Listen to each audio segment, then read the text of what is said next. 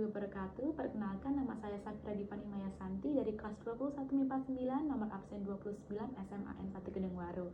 Pada kesempatan kali ini, izinkan saya untuk meresensi atau memberi penilaian terhadap buku Arok Dedes yang ditulis oleh Pramoedya Anantatur. Pertama-tama saya akan membahas tentang identitas bukunya. Dengan judul Arok Dedes dan penulisnya adalah Pramoedya Anantatur, buku ini mempunyai 561 halaman dengan penerbit yaitu Lentera Dipantara. Dia mempunyai nomor ISBN yang ada di belakang buku tersebut dengan 978 979 3820 149.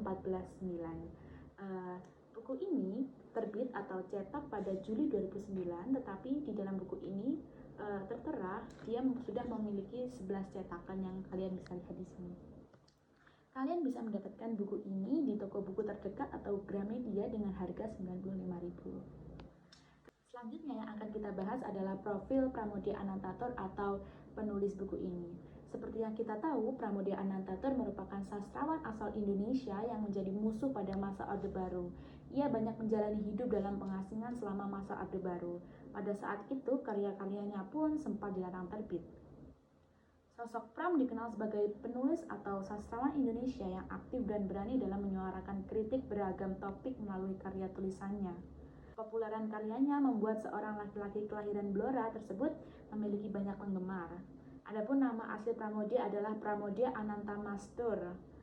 Nama ini tertulis dalam koleksi cerita pendek semi-autobiografinya yang berjudul Cerita dari Blora. Oleh karena nama keluarga Mastur atau nama ayahnya dirasa terlalu aristokratik, ia menghilangkan awalan Jawa Mas dari nama tersebut dan menggunakan Tur sebagai nama keluarganya. Beberapa karya Pramoedya Anantatur seperti Bumi Manusia, Anak Semua Bangsa, Jejak Langkah, Rumah Kaca, Cerita dari Blora, dan Panggil Aku Kartini Saja. Sementara untuk penghargaan yang telah diperoleh Pramoedya Anantatur, mulai dari penghargaan Balai Pustaka, hadiah Mang Saisai dari Filipina, PEN Internasional, gelar kehormatan Doctor of Human Letters dari Universitas Michigan tahun 1999 dan lain-lainnya. Selanjutnya yang akan saya bahas adalah sinopsis dari novel Arok Dedes. Arok Dedes merupakan gambaran dari gabungan mesin paramiliter licik dan politisi sipil yang cerdik rakus dari kalangan sudra atau agrar yang merangkakkan nasib menjadi penguasa tunggal tanah Jawa. Bagian pertama menceritakan tentang Dedes, seorang Brahmani cantik, anak dari Brahmana bernama Mpu Parwa yang diculik dan dipaksa menikah dengan Tunggul Ametung, seorang sudra yang disatriakan oleh Kediri. Bagian ini juga mengisahkan tentang Borang yang muncul di tanah lapang Bantar dan mengumumkan bahwa ia adalah musuh dari Aku Tunggul Ametung. Kemudian pada bagian 2 yang berjudul Arok menceritakan temu atau mantan murid Tantri Pala yang kini berguru pada Dang Hyang Loh Gawe, yang menjabarkan pengetahuannya tentang sudut pandang Dang Hyang Loh Gawe pada Sri Baginda Kertajaya dan Aku Tunggul Ametung, tentang sikap tak suka kaum Brahmana pada Wangsa Isana keturunan Sri Baginda Erlangga.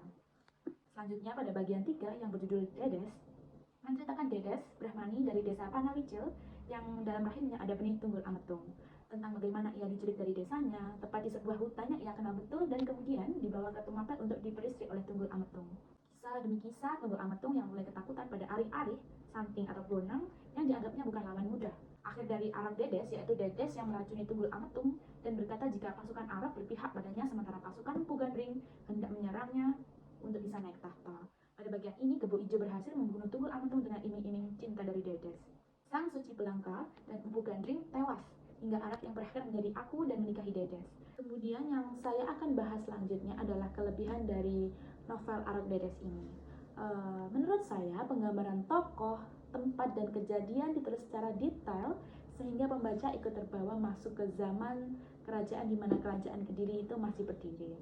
Selain itu juga, tokohnya pun cukup menonjol dalam cerita sehingga pembaca bisa menjiwai kisah demi kisahnya.